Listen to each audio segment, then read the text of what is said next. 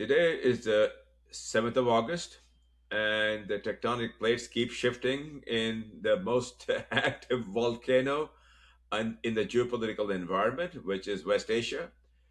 We have a lot of important news that we wish to bring to you. This comes directly from sources that we believe are deeply embedded in the room where a lot of these decisions are being made, in the capitals where these decisions are being made. If you like what we do, please hit the subscribe button, hit the like button, go to our Substack channel and become a paid member for a very small fee, $5 a month. We will deliver it to you twice a week inside your mailbox. And I have with me to break all this news to you and to provide his own very informed analysis, my dear friend and colleague, Pepe Escobar. Please go ahead, Pepe. Thank you, Mr. Z. Thanks, everybody. Once again, talk about Under the Volcano. I'm sure many of you have read Malcolm Lowry's novel, which is one of the greatest novels of the 20th century. So now in the 21st, when it comes to the Iran US war and the repercussions, and of course, all the different waves that are turning the chessboard upside down. Now the chessboard itself is in a raft in the middle of a wild sea under the wrath of Zeus upstairs, Poseidon downstairs, and all of us, we are in this raft. And it's very, very tough, especially when you have to digest an Intel report 5 minutes because going live on air, which is my case today. Again, so what I'm going to do with you is another exercise of digesting these this inside intel with you, the viewers, point by point, and even manifesting my skepticism towards some of them. So forgive me if I can be too blunt sometimes. Forgive me if I sound exasperated. And forgive me if sometimes I can be too lenient and I should be more hardcore. So this means take this as the wanderings of immobile Ulysses at the moment. Well, let's start with this. Yeah, absolutely. But still under the wrath of the gods. Well, at least in our case, as independent analysts, we don't have hubris. We understand how hubris works. Hubris is for those who detain power and think that they can compete with the gods. And obviously, the number one example is the President of the United States. Well, let's go back to the nitty gritty. Today in Mecca, we had Sultan Erdogan, MBS, and the Prime Minister of Pakistan. Afterwards, they prayed facing Mecca. They even took a photo, the three of them looking uh, through the window towards Mecca. And this is the Mecca Sunni NATO deal, which nobody on the planet, maybe two or three people in Pakistan, two or three people in, no, one person in Turkey, Erdogan, and nobody else, maybe Hakan Fidan, his foreign minister, and one person in Saudi Arabia, MBS himself, know what's inside what they sign. The rest of the planet, all of us together, from all of us analysts to people, consulting their X account in sub-Saharan Africa, what they're getting is that this Sunni NATO signed a mutual military pact, defense pact, in fact, expanding the pact that exists already between Saudi Arabia and Pakistan, now adding Turkey, where you have an Article 5 NATO style clause, according to which an attack on one of them is an attack on all of them. So I'm sure many of you are already wondering, okay, who wants to attack this triad? Who are the main candidates to attack this triad? And then we can stray away through zillions of scenarios, including the American government, CENTCOM, that desk cult in West Asia called Israel, and of course Iran. And we can go through the motivations of all these players to attack this triad, if they have any. Some have a lot of motivations to attack this triad in the, I would not say near future, but in the future, like the death cult in West Asia, which would lead us to think that this Mecca signed NATO-style pact is basically to protect them or to unite them against the death cult in West Asia in a sort of NATO-style organization. But in the future, nothing prevents the American government or CENTCOM to attack the three of them, or maybe one of them, and then the other two will have to help them.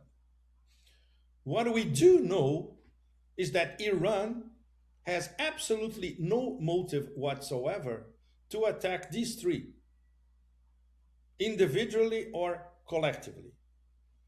So immediately we can discard this is an organization set up or a pact or a Sunni pact, NATO style pact, whatever, against Iran.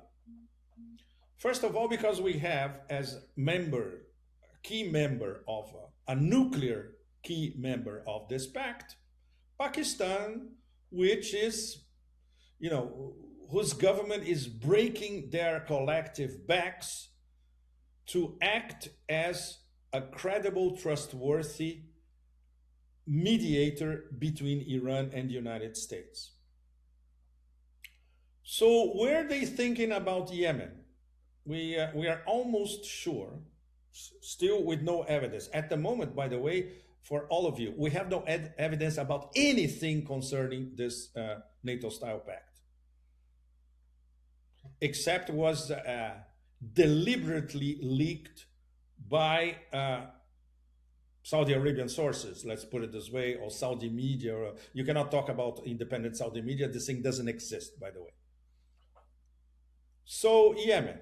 So let's, considering that we are in the middle of total uncertainty in any level, let's try to play with the possible scenario of the restart of a war between Saudi Arabia and Yemen, which was restarted for all practical purposes by the Saudis. The Saudis bombed the runway of Sana'a airport. They broke their memorandum of understanding that they had with Yemen. They wanted to continue to enforce the legal blockade against Yemen that's lasting over 11 years. And they need to find an excuse to drag Pakistan and Turkey into their war if they want to go after Ansar Allah, the Yemen armed forces. So I'm speculating about an apocalyptic scenario, but an apocalyptic scenario that is very plausible and credible. It could happen at any minute. Could. At least we can put it in the conditional. Obviously, Erdogan and the Pakistani government are smart enough not to fall into a trap set by MBS.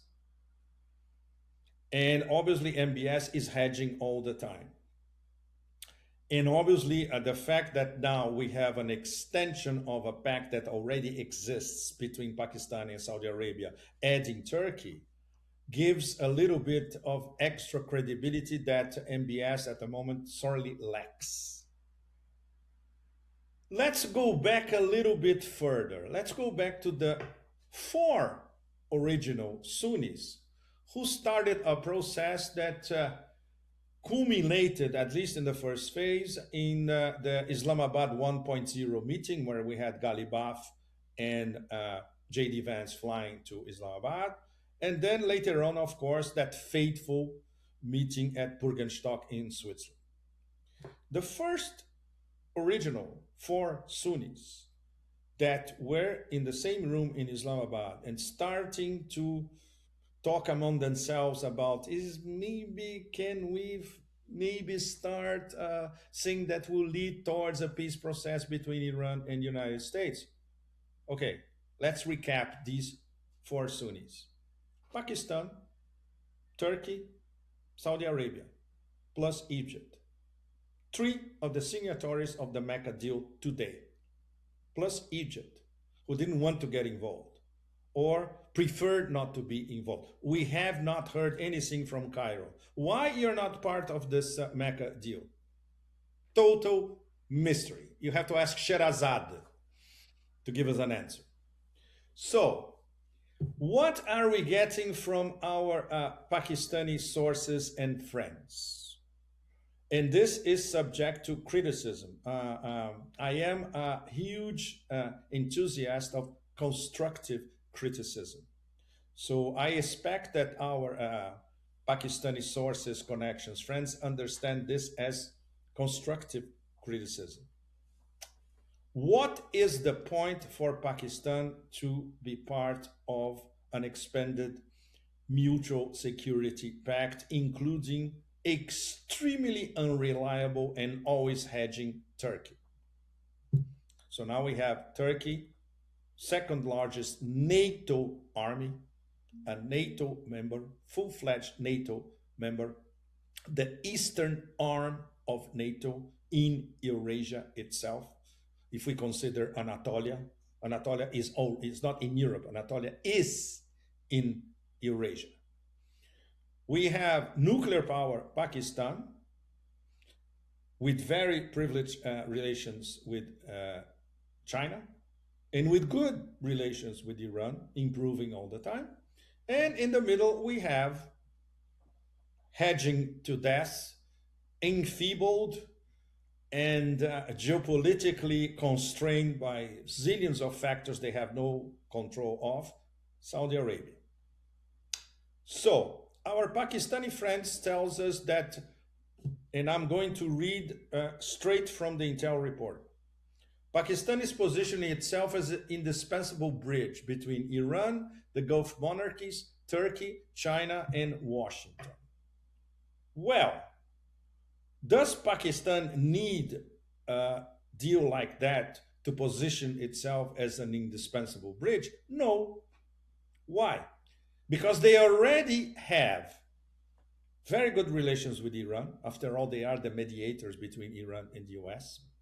They have very good relations with China. After all, China is in the background organizing and more or less codifying the way Pakistan and Iran talk to each other and try to lead the US towards something similar to diplomacy, obviously, because we know that the empire never practices diplomacy. Pakistan already have good relations with Turkey, which is something last time I was in Pakistan, even if it was a few years ago, I could, with my contacts in Islamabad, I could see that Pakistani Turkish relations were the best possible and getting better all the time. And they already have good relations with the GCC. So Pakistan is already positioned itself as an important bridge with all these characters. They don't need the Mecca NATO-style deal to improve their position. And this is what would be my number one question to the Pakistani political military establishment directly. I'm posing this question as a friend and as something who profits from the intelligence that they pass to us. Why did you do this? Do you expect to improve your geopolitical position by being a member of this, for the moment, extremely hazy NATO-style pact? Or is there an ulterior motive that is not going to be communicated to anybody? And this could be, if we apply an auspicious Chinese-style reading of what nobody can see behind this deal, the Mecca deal, could this be the beginning of a new organic security architecture across West Asia? So I prefer to place this for the moment as an aspiration. We're not saying that this Mecca deal will lead to a new security arrangement indivisibility of security style, to quote our friends, the Russians, across West Asia, because it involves directly a NATO member. And this is exactly what NATO does not want: indivisibility of security in Eurasia.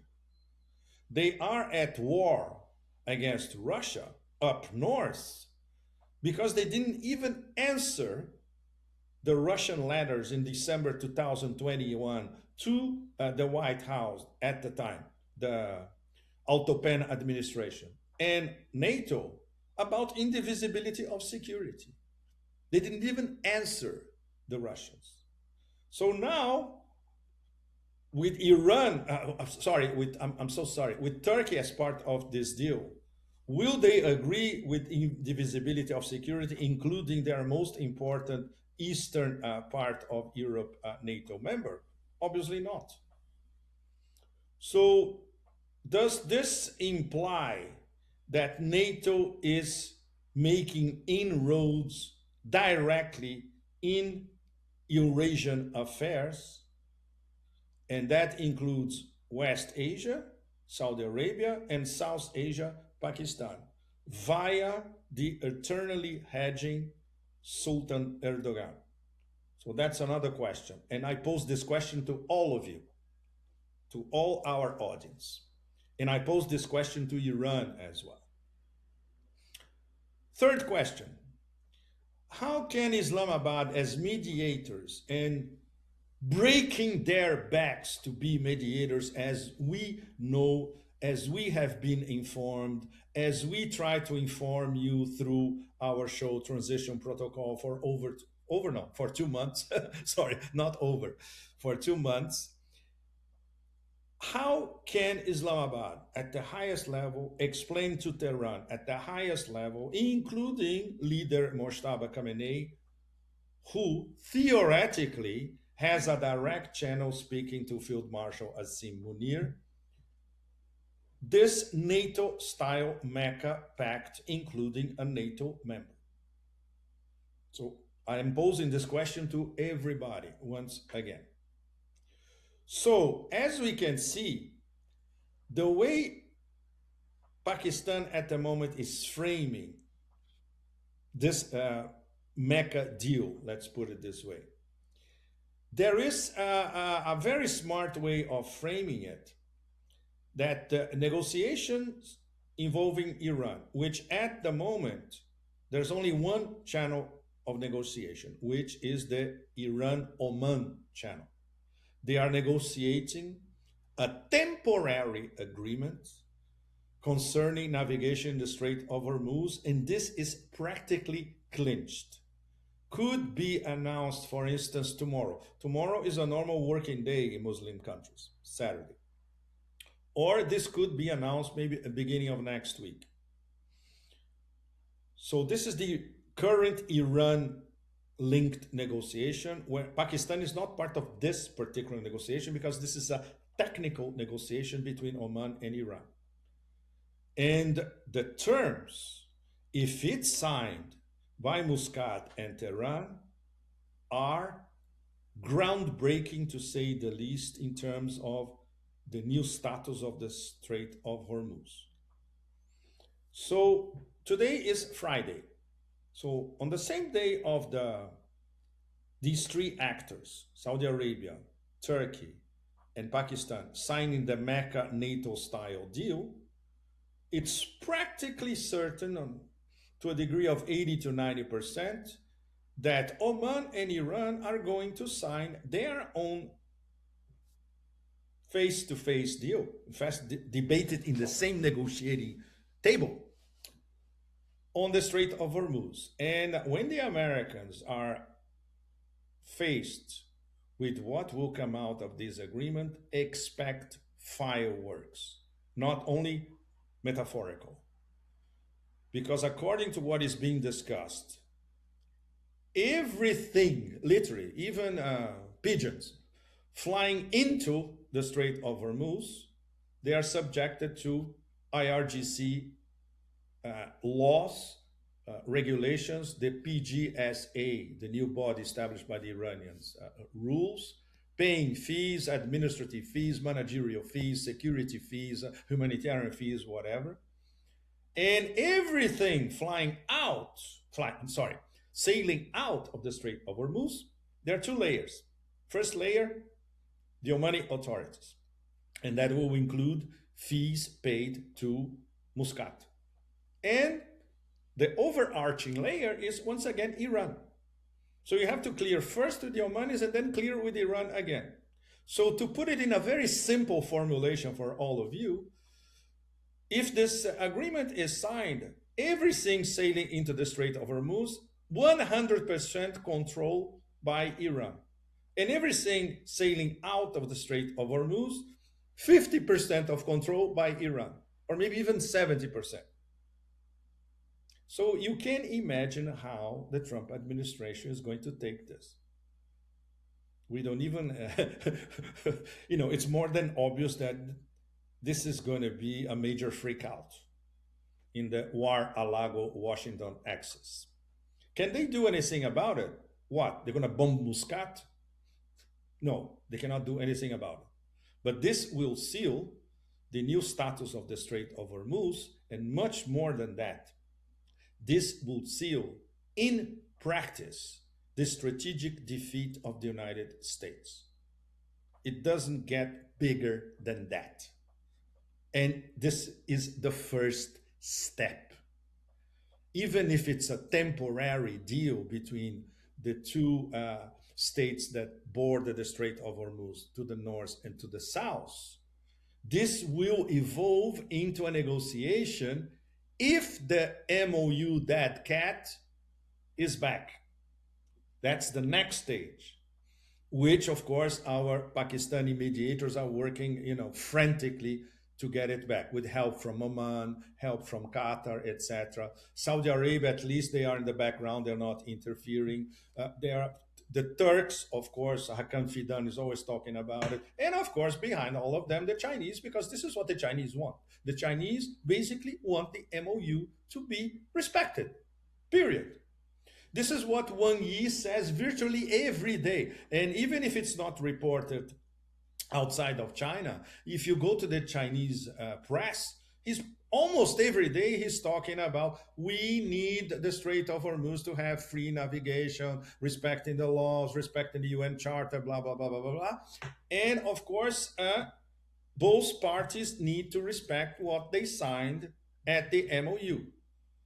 One party was respecting it, Iran. The other party simply blew up the MOU, as all of you know.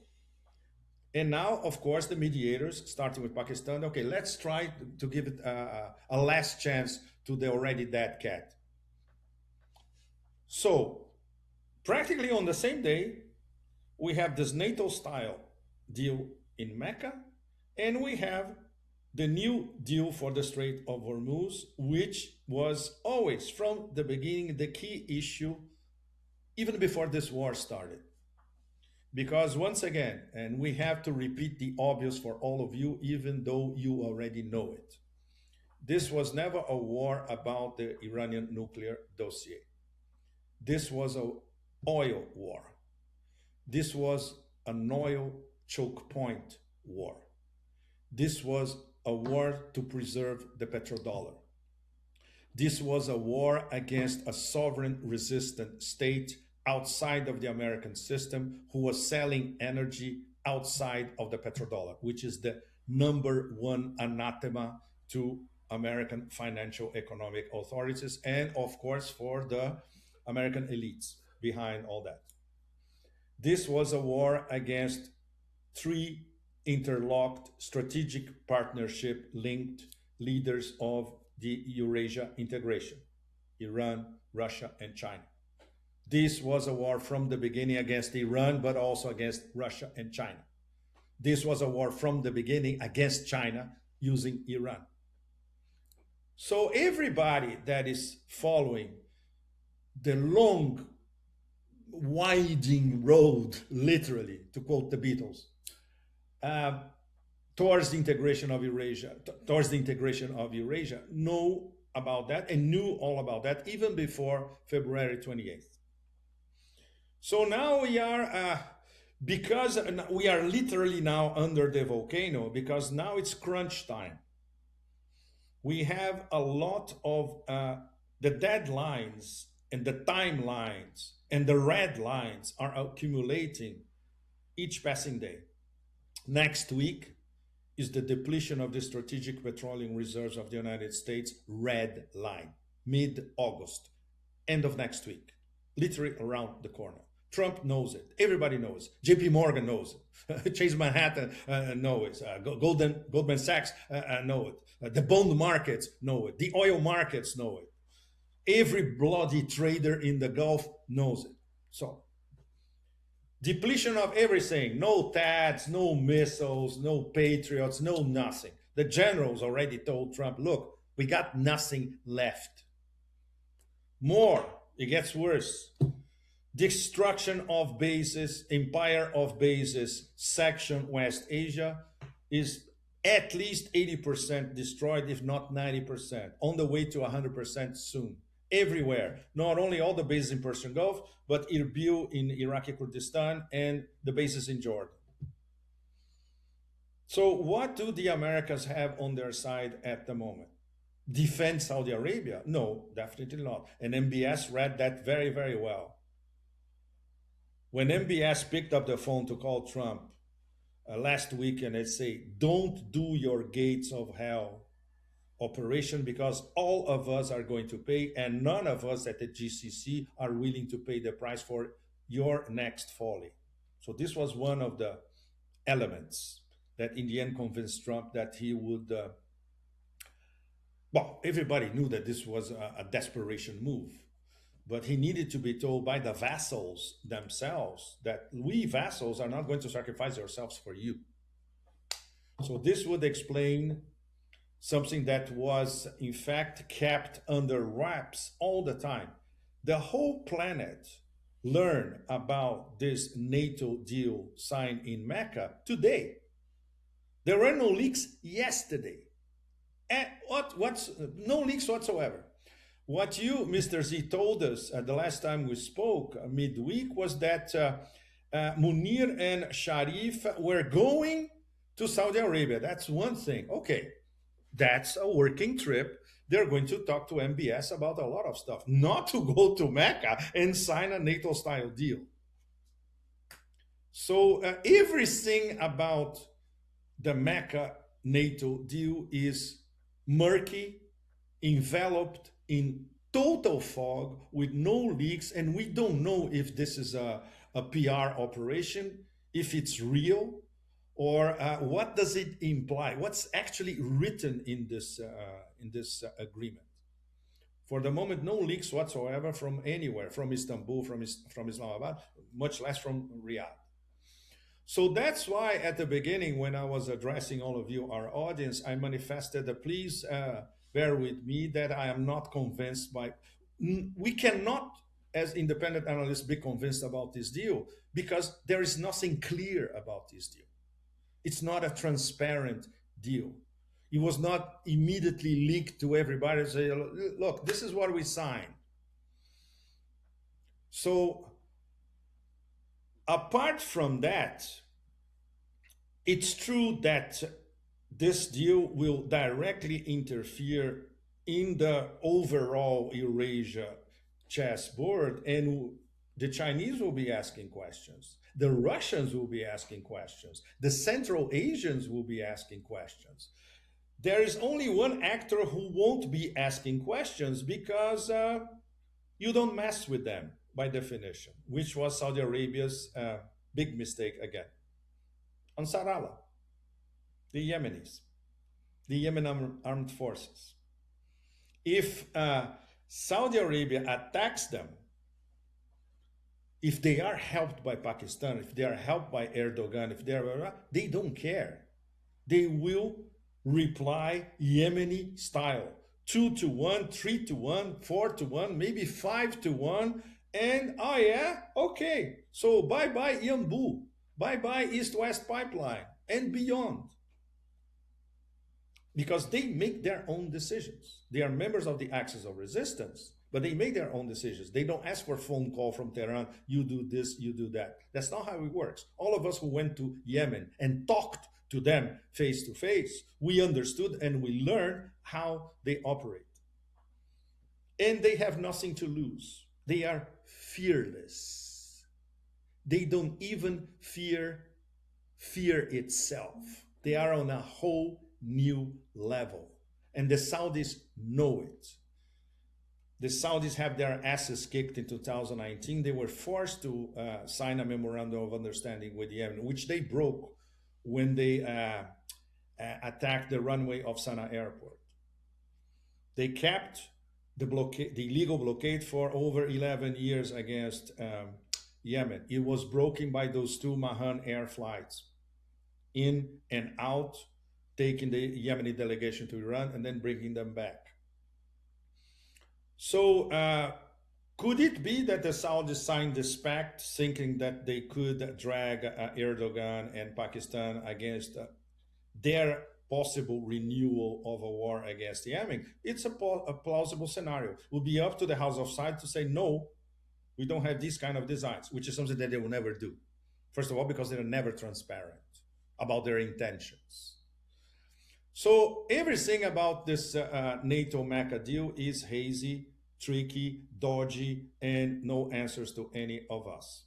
But at least now, at the moment, we have, when it comes to our favorite friend, the dead cat, the comatose cat, the not yet dead cat, the serially killed cat, he's still there in that raft in the middle of the ocean under the wrath of Jupiter, Zeus, Jupiter upstairs, and Poseidon, Neptune downstairs. He's still in the raft, he's not in the bottom of the ocean, and he might be revived next week.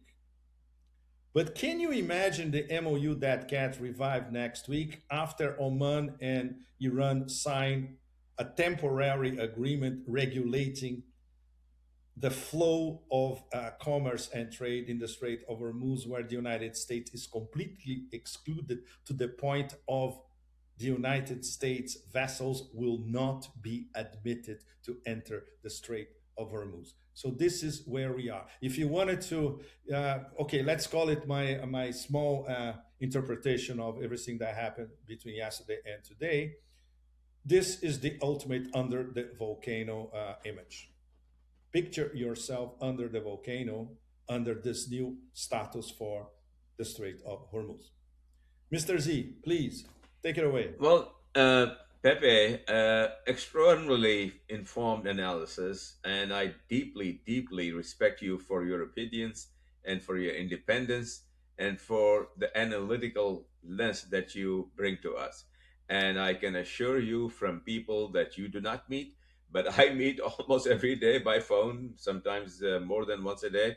They deeply respect this, and they are deeply appreciative of the analytical rigor that you provide. And we bring this to our audience for that exact reason. You have an independent view, you have a rigor, you have deeply sourced channels yourself, and you subject that to everyone, and everybody is stronger for that. Now, I'm here to provide to our global audience and to yourself the perspective that I have gained from talking to these Sure. individuals. And please Okay. do understand that some of these individuals have actually had the misfortune of dealing with the United States all during the most recent misadventure in Afghanistan.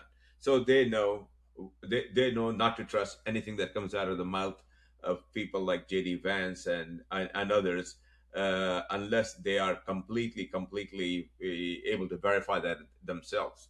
So let me give you the perspective of the people with whom I speak and from whom I receive the intel, which I believe to be deeply sourced and privileged and so forth.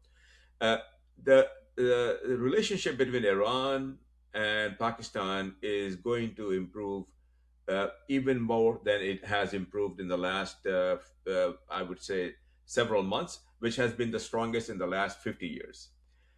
We reported on this channel, and it's not been reported elsewhere, that Ghalibaf, who is the second most important person in Iran, after the supreme leader has been invited by the Speaker of the Parliament of Pakistan to visit Islamabad during the celebrations that are going to take place in this coming week, which is the Independence Day of Pakistan. And this has not been confirmed yet by Iran or Pakistan, but the expectation is that he is going to arrive and he's going to have very important meetings with everybody, particularly Asim Munir. So the relationship between Pakistan and Iran is evolving and getting deeper and stronger. And I'm informed that the deal that took place just now is not going to be in any manner threatening to Iran. And Pakistan is going to play a very active role in making sure that that does not happen, that Iran doesn't get threatened by this deal. I'm also told that Pakistan has been given the assignment of assuring the Ansar Allah and the Yemenis that this is not in any way going to threaten them. And in case Saudi Arabia is attacked by Ansar Allah, there is not an automatic reaction militarily from any of these members, as it did not happen the last time as well. Even though there was a request made by MBS, but the response from Pakistan, from directly from Asim Munir was, no, we are going to resolve this. We are not going to get into this fight. So I want to allay those concerns that you have raised. Now, coming back to why this deal took place, I'm informed for not in the last week or last few days, but last year that Iran, that Pakistan and Turkey have been getting closer and closer and closer. They have a joint venture for the production of the fifth generation aircraft, military fighter. They have a deep and increasing levels of cooperation in all military lines, including the naval lines. Some Pakistani naval vessels are coming out of Turkey, and there is a growing relationship between the two countries in military cooperation. And there has been long-standing discussion. This did not happen overnight. This has taken place after at least 2 years worth of relationship building and exchanges and all of that. And the goal here is to fill the vacuum. They are completely convinced that the US is on its way out. There is no question about that in their mind. Not an iota of doubt that not only the United States is leaving, but is leaving as a defeated power, as a humiliated power. And that will create a vacuum. And Pakistan, Iran, Turkey are there to fill that vacuum as military powers, and Saudi Arabia is there to benefit from that from that relationship, providing financial capability and other capabilities and so forth. And soon to join that structure would be Qatar, not very far away. Kuwait is already a member of a military relationship with Pakistan, and Oman is supposed to come next. The only country that is not certain will be the UAE, but UAE will be isolated. So my reporting is the following: that the US is leaving as a humiliated power. US is leaving as a defeated power. US petrodollar hegemony is going to collapse. Question is how soon and how much. But the fact that it's going to collapse is not in doubt, not in my mind. And I'm somebody who actually took part in building this unfortunate petrodollar regime back in the early 70s. I was asked by the U.S. government to be a part of the team that actually made that happen. And I'm not happy about that. I'm not proud of that. In fact, I realized that quickly and got out. So, but that is going to collapse. And this, I say that boldly. I say that with great credibility behind it and analysis behind it. I am willing to go out on the limb again and say that regardless of who is in power in terms of the Pakistani civilian government, it could be Shawaz Sharif, it could be somebody else tomorrow, it could be Imran Khan. The fact that Asim Munir is the central player in all of this, and the Pakistani military is really the dominant power in Pakistan. Nobody, doubts that. Nobody who has any knowledge of the region has any doubt that that is in fact the case. The relationships that are being put into place right now with Iran, the strongest in the last 50 years, with Turkey that have been growing in many years, with Saudi Arabia that have been long-standing, with Qatar growing more and more in importance, and with Kuwait that recently again signed their defense agreement. There is no doubt that Pakistan and Iran, I want to emphasize, and Iran are going to emerge as dominant regional powers. The Strait of Hormuz will be forever under the control of Iran, and that will completely change the power dynamics of the entire region. And the beneficiary of all of this, to the greatest extent, will be China. And the loser in all of this will be the United States. And with the collapse of the petrodollar, I've been saying this repeatedly on this channel, how will the United States support its $40 trillion of debt? Nobody can answer that question. In Hmm. fact, the answer is no, they cannot. So that is my analysis based upon things that I know. And I deeply respect what you have said, and I appreciate it very much. Thank you, Mr. Z. Well, to wrap it up, these questions that I rhetorically asked in the first part of our program are directed to all of you, our audience. You do your own research and you answer the way you want it, but they're also directed to the mediators between Iran and the United States. If within the next few days they can at least give us more precise and detailed answers about this MECCA NATO-style pact, and especially what this pact is not direct against. And then, of course, by deduction, we will know who are the real targets in case something goes really under the volcano. Okay, that's my personal wrap up, Mr. Well, Z. If you want to add anything Pepe, else, I will offer something to our audience so that they can look forward to our next presence on this channel and our next communication with them. Since I am honored to be trusted by these people who are negotiating and are, in fact, the ones to be the people in the room while all of this is happening. Next time we are here, I can assure you I will have answers that they're willing to provide me, and I will have a lot of these questions that you raise as things in the air settled in terms of their perspective and in terms of excellent. their understanding of what is going on in MBS's head and what is going on in Erdogan's head. Absolutely. Yes. Thank you. So that is something very valuable that we can say to our audience that we are happy to research and take all the criticism that Pepe has directed to us and provide a response to it, a responsible response.